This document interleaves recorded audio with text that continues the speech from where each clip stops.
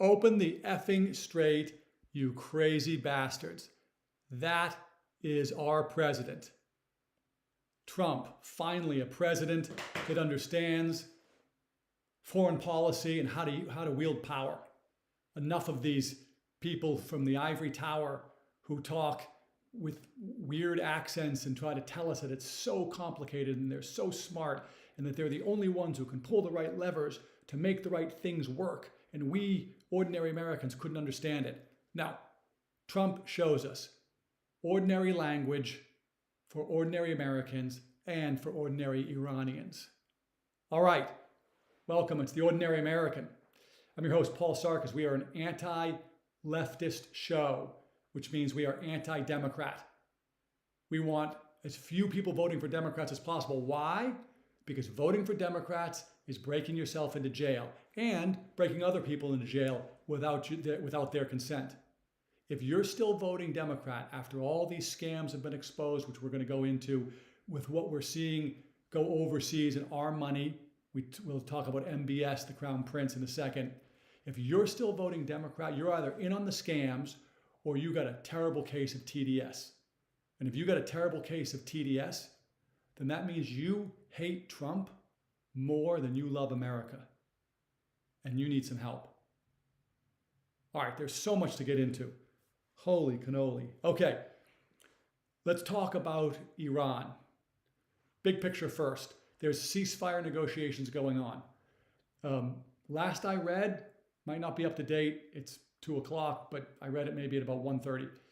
Last I read, Trump is essentially saying the proposal's not good enough for him. He sent out that tweet I referenced, open the effing straits, you crazy bastards, or otherwise I'm going to blow the place to hell, which he put out, I think, on Saturday, maybe it was Sunday.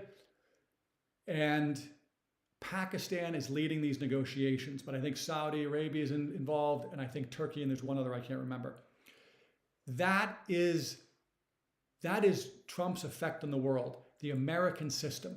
No UN, no NATO, no other body. And why is that important? Because what the American system says, what he's trying to implement, is sovereign nations, Trump on behalf of America, negotiating with Pakistan, with Saudi Arabia, with Turkey, with Iran, one-on-one or in a small group where they each represent their own sovereign nation. How is that different than the UN?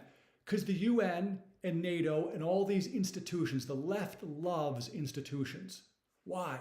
Because they clog everything up, and then they become a thing on their own. They have a life of their own. People build careers in there, and then these countries have to go in and figure out how to work the systems of the UN to get in the right position, maybe to get something to happen. Trump eliminates all that. All of it's gone, and it's just right to a negotiating table. So there's a ceasefire negotiation going on right now. Let's see what happens. Trump gave him till tomorrow. He first gave him the 10-day warning. Like, when your parents would tell you, hey, we're going to leave in 10 minutes, get ready. He gave him the 10-day warning. Then he gave him the 2-day warning. And tomorrow is supposed to be bombs away day. But we'll see. We'll see. Here's what I know. Every president since Reagan, and probably every candidate for president, certainly Hillary Clinton, because I believe it was the great Mays Moore who has a video of her when she was running for president against Trump, didn't win. She said she will bomb Iran. Now, the difference between her and Trump is Trump meant it. Now contrast, the great Dan Bongino, contrasts in politics. Trump went and did what every politician has talked about, as I just said, but never had the guts to do. He went and bombed Iran. Twice. Well, actually, thousands of times, but in 2 separate missions. Okay, and we're gonna come back to what went on with our war fighters going down and rescuing them in a second. But everybody said we had to bomb them, but Trump did.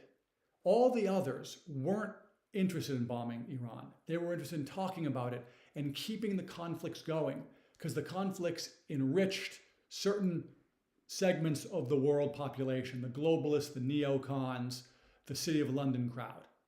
They extract wealth, they create conflict, and they avoid commerce. What did Trump do? He comes in and he starts in his first term right away with commerce over conflict, Abraham Accords. What else does he do? Drill, baby, drill. Why?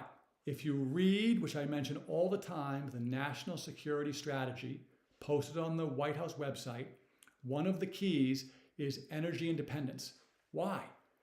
So that he can do something like this and get rid of the mullahs when it's necessary.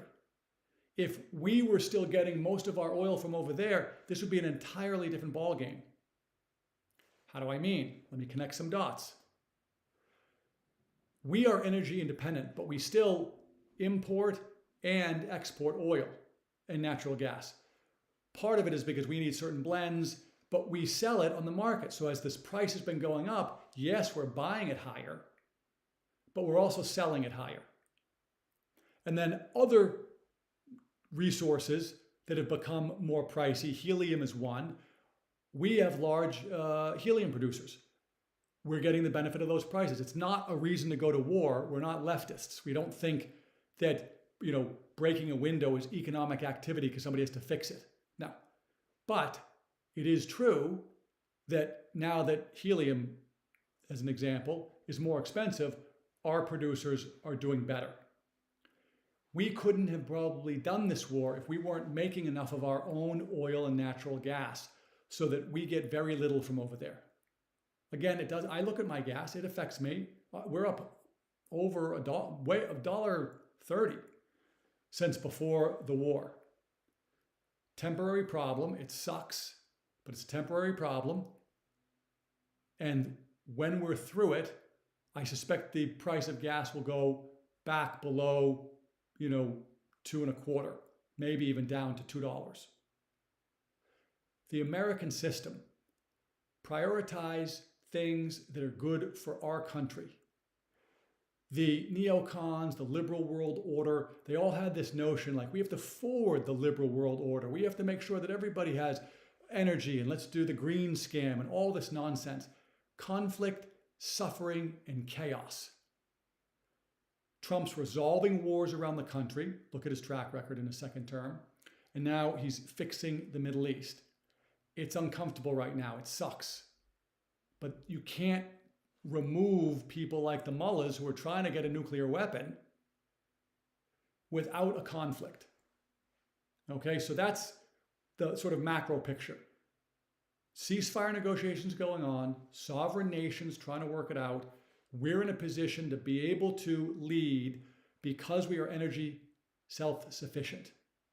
Okay? Now, I'm not going to go into great detail over the rescue missions because other people are doing it way better than I could. I just want to point out, first of all, thank goodness for the men and women in the armed forces who were able to go in and rescue our warfighters. I can only imagine the thousands and thousands of hours away from their families, the children who did not have time with largely their fathers because they were training to do these missions. We are all grateful to all of you. Thank goodness that they were doing those things so they could rescue these people. Not only is every life important, so these war fighters' lives are important for their families, but imagine the ceasefire negotiation if the Iranians had one of our war fighters right now. A totally different situation. Totally different. So good for the armed forces and good for America and good for Trump. Okay, so that's what's happening in Iran. It is chaotic. There's unfortunately a lot of death and destruction. I just read that the Israelis killed 2 senior IRGC people and took out a petrochemical plant, which I think might be the first or one of the first non-military targets that's been taken out, which is probably a prelude to what might be coming tomorrow. So Trump might have been okay with that just to let them know you're going to get more of this, because he's saying he's going to go and just get rid of everything. By the way, the Israelis do not decide our foreign policy. That is all a scam by the left to try to cause friction and conflict within the MAGA movement. It is a total bunch of nonsense. We have been manipulated by Britain, the globalists and the neocons, and now we are not, the American system.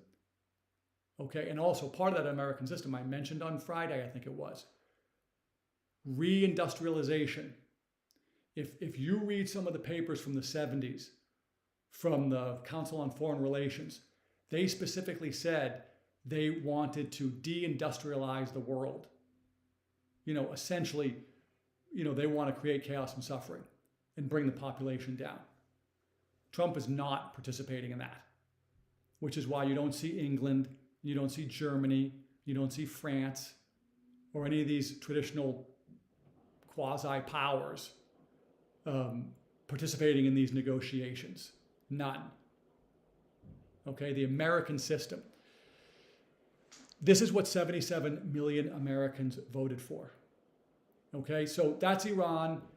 Good for Trump. Let's see what happens. Betting against him has been a bad bet over the last 10 years. So let's see what happens. Okay, I want to move on because there's other great things happening. I want to talk a little bit about medical. I always like to talk about medical because it's so important. As Oscar Wilde said, health is the first wealth. Okay, so I want to talk about the medical and health revolution that's going on. I also want to talk about all the scams.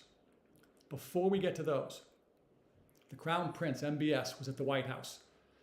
Yes, a reporter tried to embarrass the president and him by asking about I forget the guy's name, Khashoggi, who was murdered or killed, the supposed journalist in Saudi Arabia. But that wasn't the important stuff. The important stuff was MBS mentioned that Barack Obama gave Iran, the mullahs, not the people, $150 billion through relief of sanctions. And MBS, the Crown Prince of Saudi Arabia, so he should know, said that they did not spend one nickel on roads or anything for citizens. It was all on weapons, nuclear weapons, strategic weapons, regular weapons, 150 billion. So we're in this situation partly because Obama gave them that money. And then, of course, the pallets of cash. There was something I saw online, by the way, about the pallets of cash, about how it was funneled back through to the Democrats. I don't know if that was real. I'll wait to see if there's more reporting on that. Obama did plenty of evil things, if that's not real, for anybody for a lifetime. 150 billion to the mullahs. Why? Because he wanted chaos. He wanted destabilization. He wasn't looking for this kind of peace that Trump was going to get. They want the chaos. Chaos creates opportunity for scams and grift and corruption and a place to steal our money, which we'll get to in a second, and put it over there and wrap it around a bunch of things to come back to the people they want. Wealth extraction. Okay? The left never builds anything. All right. Oh, before I forget, I mentioned on Friday, I talked about Democracy in America, which was Alexis de Tocqueville, but I referred to it as Basquiat. I was mixing it up with the law. But sorry about that. Just wanted to mention that. All right.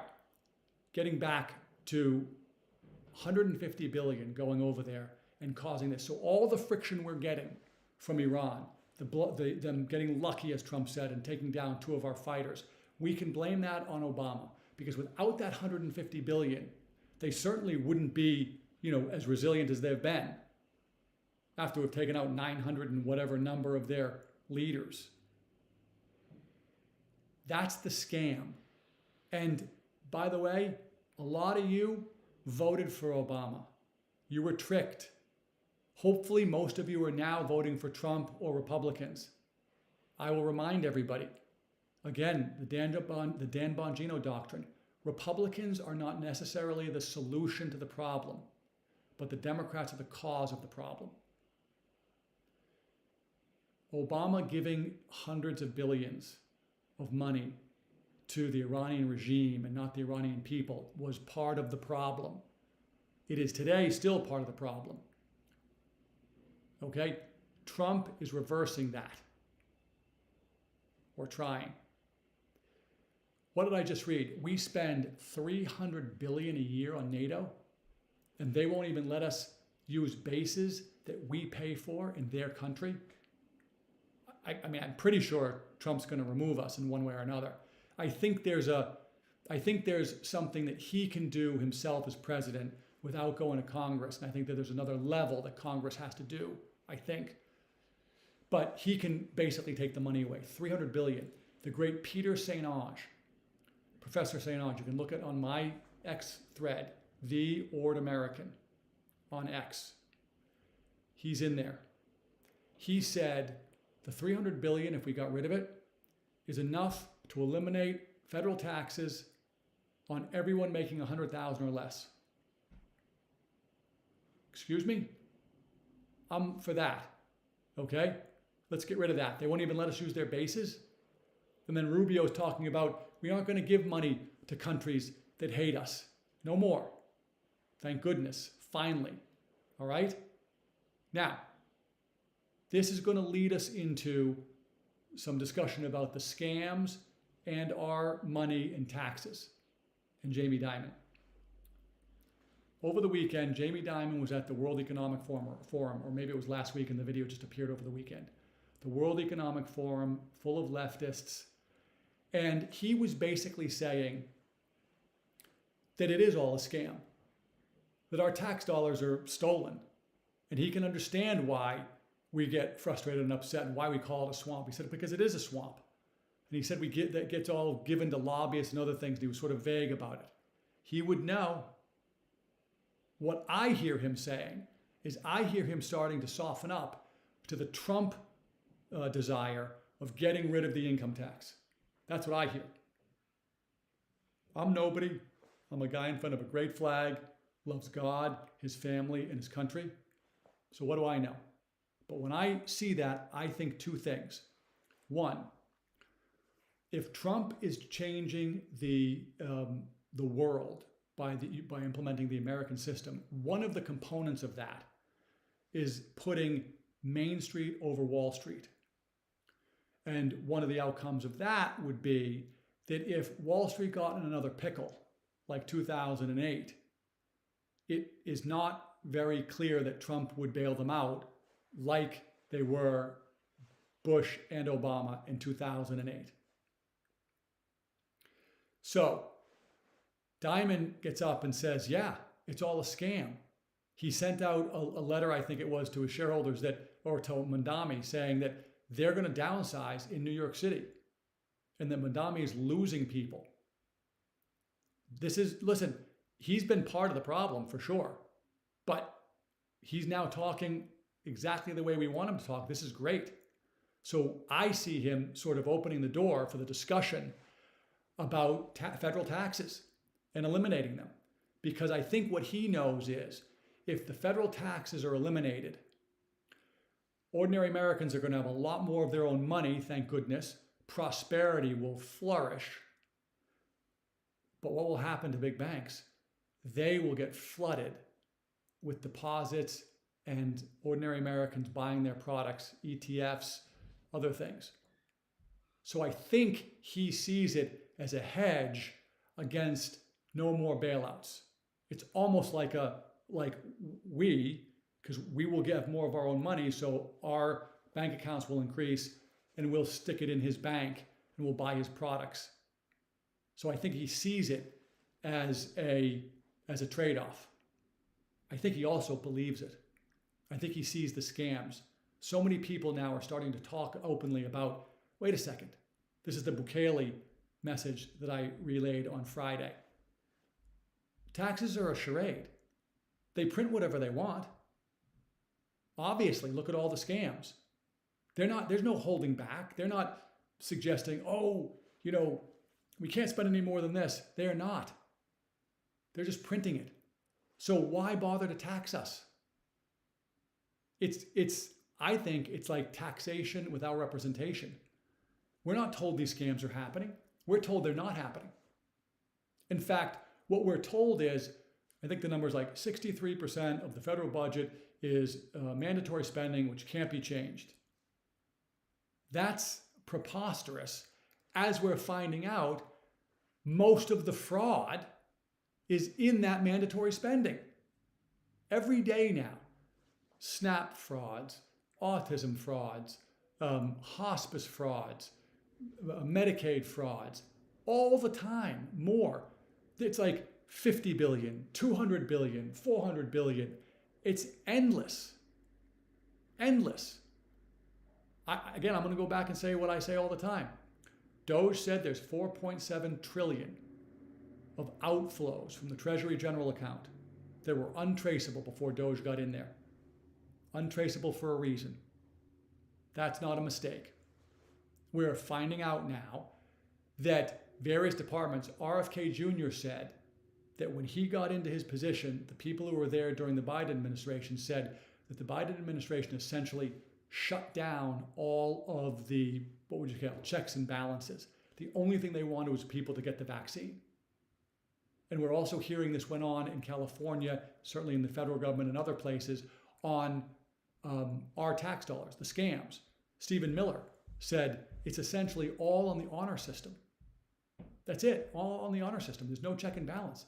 It's like if you're, a person in Romania and you can figure out how to get on a computer and get into our system and say, I need unemployment, you got it. You got it. Scams, stealing our money, 150 billion in relief going to the mullahs. Are you kidding me? We don't have, I saw this great post, I forget who put it up. We don't have a deficit. We have a fraud. We have a theft. I think Congress should immediately institute at least a 3-year complete exemption or waiver for all American citizens from having to pay any federal taxes.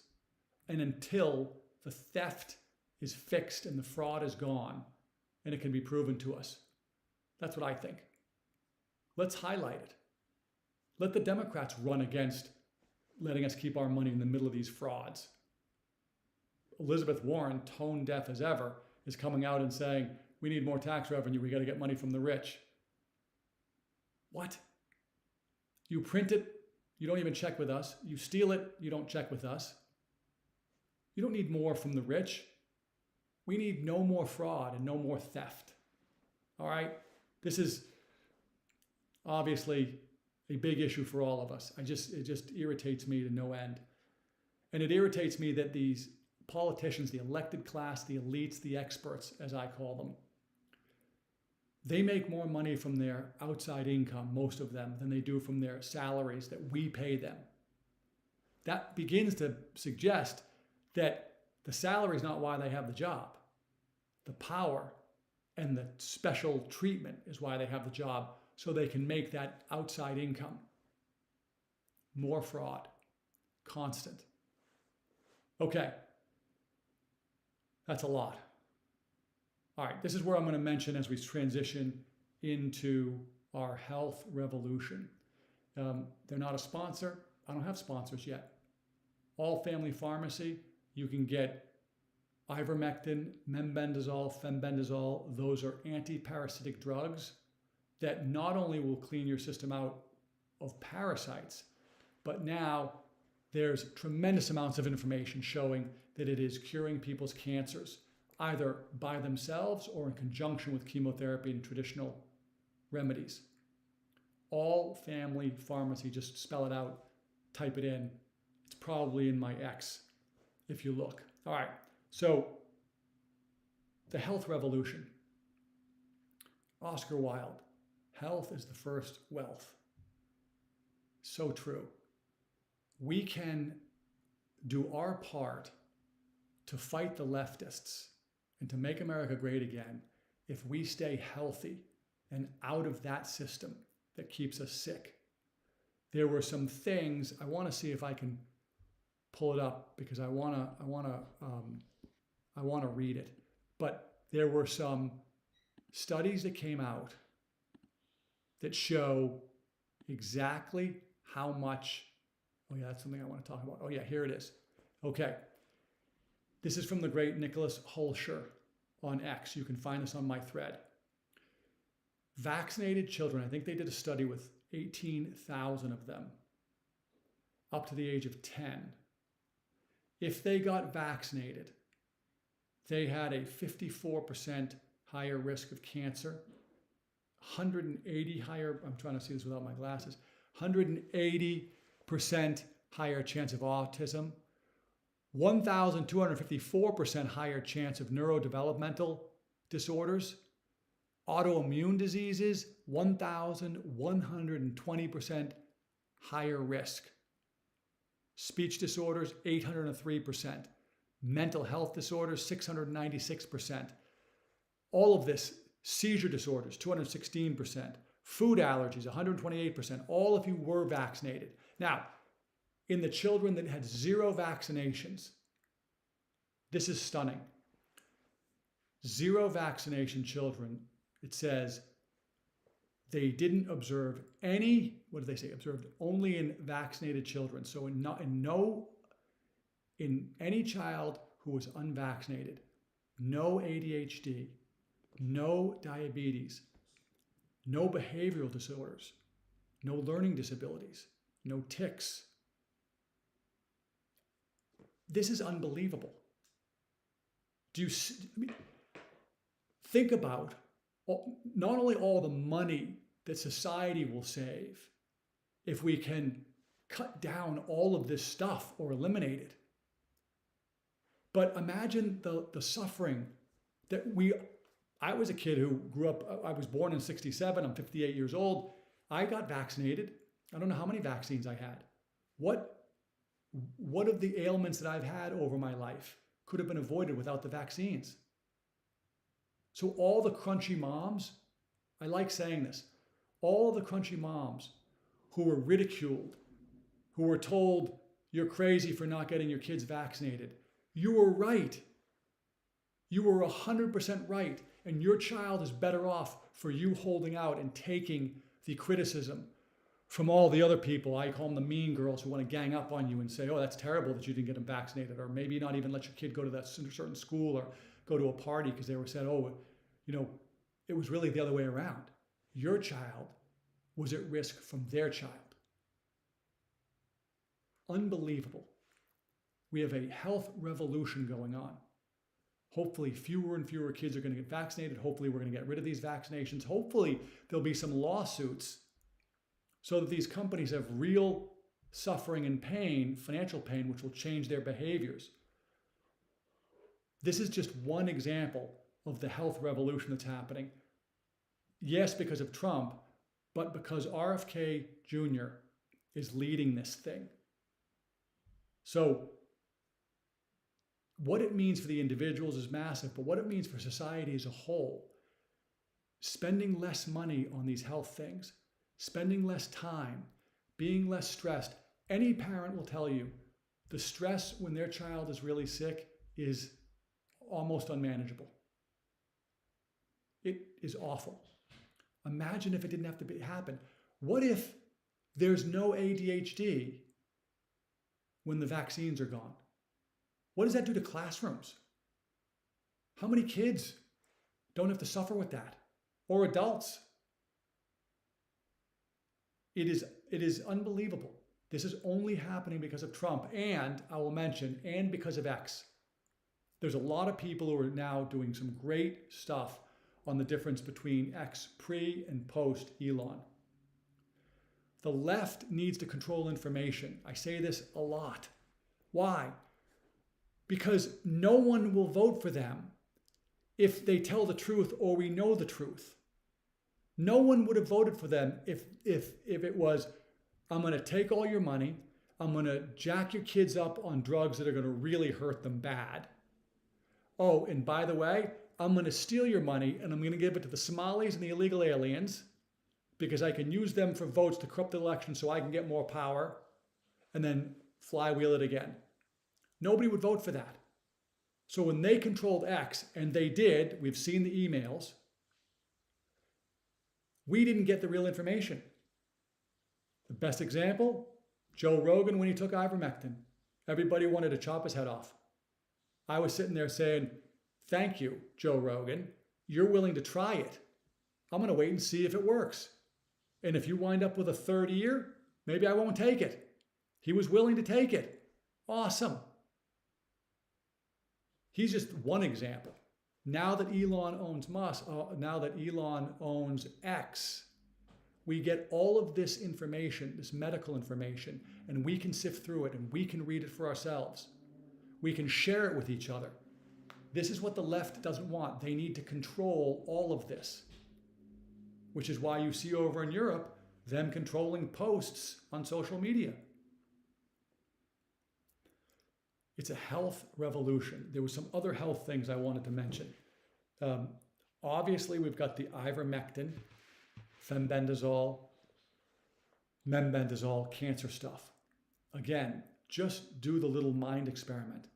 Imagine if instead of 6 weeks or 8 weeks or 12 weeks or longer of chemo treatments where people are away from their family, getting sicker, when they're home, they can't really be present because they're still sick from the chemo.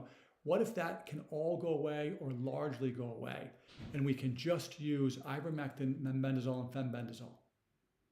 What benefit does that bring to the world? I don't even know that you can calculate it. Not only will you save lives, which is amazing, but you'll save families. Again, the stress and the money. We've all heard the stories of how expensive the chemotherapy is. I had a doctor in Los Angeles. He was an oncologist, hematologist. I did not have cancer. And he was a friend. And he would say to me, his clinic got all the best chemo. And he would have to get on the phone and argue with some quasi-doctor, somebody who went to med school, but maybe never did a residency, and they're reading from a script, arguing with him over which chemotherapy drugs they will pay and they won't pay for. And where he was located was very wealthy. So he said, my patients will often pay out of pocket when the insurance company denies them coverage for chemo that he recommends. And he said, and they have a better result because I know that that's a better chemo. I'm not making the case for chemo. What I'm making the case for is the system and the money. I think he said on some occasions it was $40,000 or $50,000 a month for some of those drugs. Imagine if it's hundreds of dollars for some of these anti-parasitic drugs. And then what about taking all those oncologists, super smart people, who obviously most of them really want to help people? What if you free them from the confines of the things they've been taught by big pharma and the system? And they now can deploy their big brains and look at other problems and help people. This health revolution, it is really something. Okay, I want to mention that almost every day, because if we can be healthier, not only can we work and be more productive, but we also can have better lives, more love and tenderness and attention between each other because we're less stressed about our health and the health of our loved ones. It's unbelievably important. Okay, couple of other things about the American economy that have been going really, really right. We've talked about Hyundai building spending $26 billion over 2 years, 25,000 jobs, Nissan doing similar. We've talked about other companies bringing in manufacturing here to avoid the tariff. Great use of power by President Trump. We're now seeing that the freight in March, non-coal, so non-energy stuff, plastics and chemicals and other things, way up. I think it was the highest number since 2008, maybe. That means that things are being made, and things are being produced, and things are being transported back and forth. These are great numbers, we heard about the jobs, and the wages were rising faster than inflation. Great and awesome. I just wanted to point out a couple of things that I've noticed that some of it irritates me, and some of it I think is things people aren't talking about.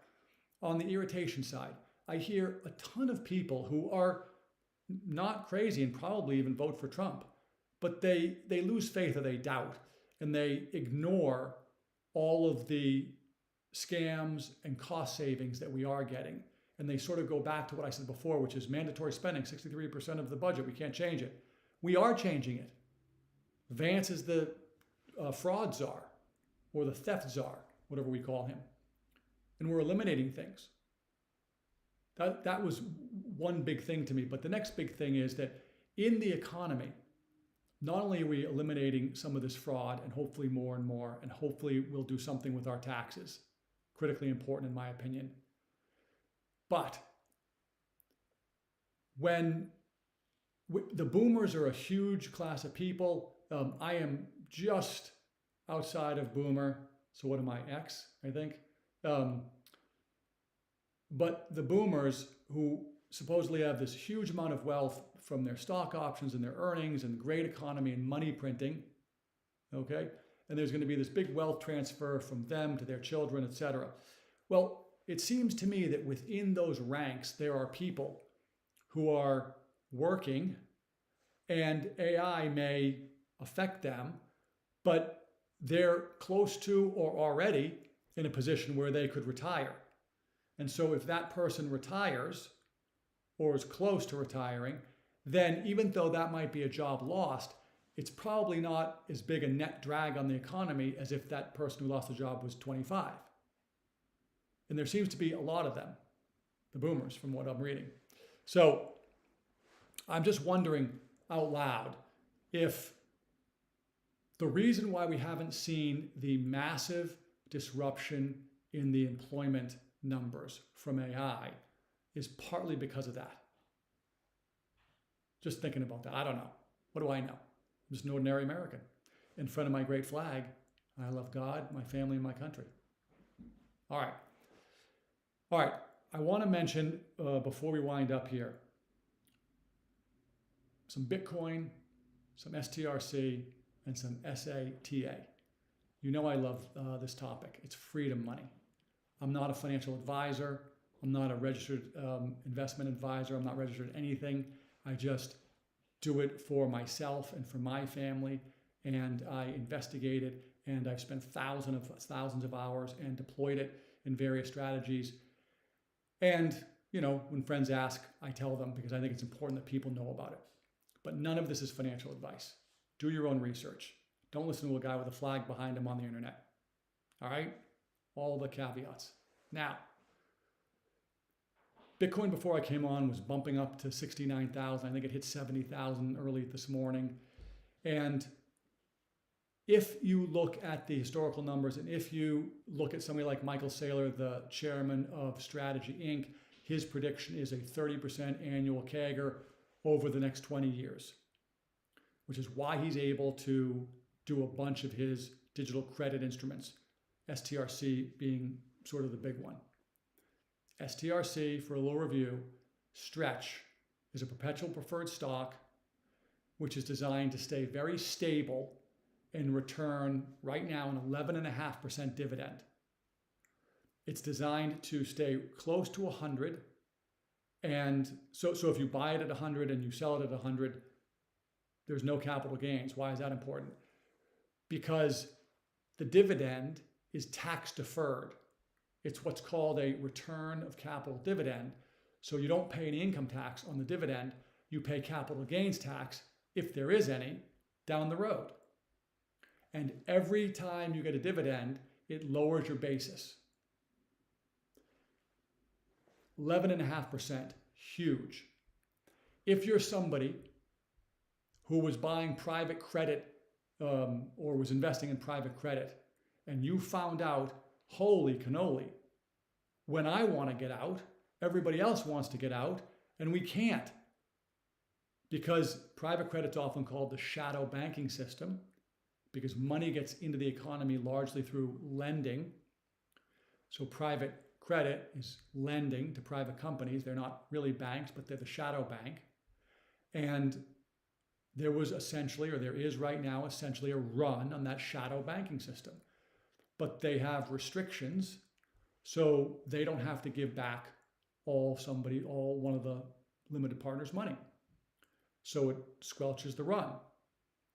If you think about It's a Wonderful Life, it's as if they all came in and George Bailey said, hey, you can only get 5% of your money today. And then tomorrow you can get none of your money. That's what the contract says. Why do I mention that? Because if you're a private credit investor, you should be thinking about Stretch or SEDA. SEDA is the same as Stretch, designed very similarly with a higher dividend because they're a much smaller company. Their dividend is 12.75%. 12.75%, supposed to be stable at 100. They haven't quite been able to get theirs to stick at 100. I think the last time I checked it was like $97 or $98. So the 12.75 is actually technically a little higher than that if you buy at $97 or $98. So you're getting a massive dividend and low volatility. Those instruments are already, but they're going to start to really transform fixed income, private credit, fixed income investors, people who live on a fixed income. Or as I mentioned, I did a special Sunday show about the players' associations, the unions that represent the major the players in the 4 major sports leagues, and how those unions don't really work because the system doesn't allow for the players to get the maximum benefit. Now it goes to the owners. You can look that one up. It got a good response. But I mentioned in there at the end that Stretch and SEDA would probably be awesome for athletes to investigate because you can put your money into it 12.75% or 11.5% tax deferred. If you don't need that income because you're still playing and you're getting a big salary, just keep buying more or invest that 12.75 or that 11.5% in something else. Or if you can handle the volatility, buy Bitcoin. Or if you can handle more volatility, buy the common stock for Strategy, MSTR, and the common stock for Strive, ASST. Again, not financial advice. Do your own research. I'm not recommending this to anybody. I'm just sharing observations. These products are changing finance. How does it work? Oversimplified. Michael Saylor or Matt Cole. Matt Cole is the CEO and chairman of Strive, and Michael Saylor is the chairman of Strategy. Fong Li is the CEO. What they do is they say to the investor, we'll give you that steady income, 11.5% or 12.75%. We think Bitcoin, the underlying asset under these companies, is going to be going up 30% a year. We don't actually ever have to pay you back your principal. It's a perpetual preferred stock. We pay you the dividend every year. So if you buy this for $100, a Stretch, and you get 11.5%, you're getting $11.50 every year. Well, over 20 years, if the $100 goes up by 30% a year, and Saylor pays you 11.5%, you can see that becomes a massive difference that he's willing to collect. He's taking the risk. He's taking the volatility, or the common stockholder is. So the Stretch perpetual preferred or the SEDA perpetual preferred gets the first 11.5% or 12.75%, and then all the rest of it yields to the benefit of the common stock who take on that risk. That's how he's able to do it. They both, by the way, have healthy cash reserves. I don't think there's other companies that carry, in Stretch's case, 2+ years of dividends in cash. I forget how much dividend SEDA carries, but it's over a year. I think it's 1.5 years. I don't think there are many companies that do that. So if you're somebody that is in a fixed income, or you've got yourself in some ETFs, some junk ETFs or others to produce income, this would be something to research. Freedom money. Freedom money. Okay. All right. We're going to shut it down. We have appreciated you being here. Follow, like, subscribe, do all the things, pass on if you got something from it. We're fighting the left on this battle for America. And the more people talking about more of these issues, the better. I quoted Milei from Argentina on Friday saying that leftism, he used to think, was a disease of the mind, because who would ever vote for this ideology that kills hundreds of millions of people? And then he realized it's a disease of the soul, because it's resentment and it's anger, and it's fueled by unequal treatment under the law. We're seeing that here. Ordinary Americans' money is stolen. That's unequal treatment under the law. Okay? Our elections are corrupted. Unequal treatment under the law. Milei had some other great comments about leftism over the last few days. And he has cut poverty basically in half. He's cut inflation way down. He's made the country more beautiful. Look at Bukele, what he's done. And then what did I read? There was one country. Oh, Venezuela is now talking about selling their oil for Bitcoin. These kinds of transformations, keeping the left away, letting more conservative principles rule. Look over in Europe. Marine Le Pen in France. Macron has banned her from running. She isn't giving up. She's bigger than ever. The conservatives in Germany just won the most seats ever. Everywhere you look. So this is the battle between the left and the right, and we appreciate you being here. So grateful. And please pass it on if it's helpful. Like, follow, subscribe. Our email is theordinaryamerican@proton.me, and on X, theordamerican. I'm rooting for you. I hope you'll root for me. See you tomorrow.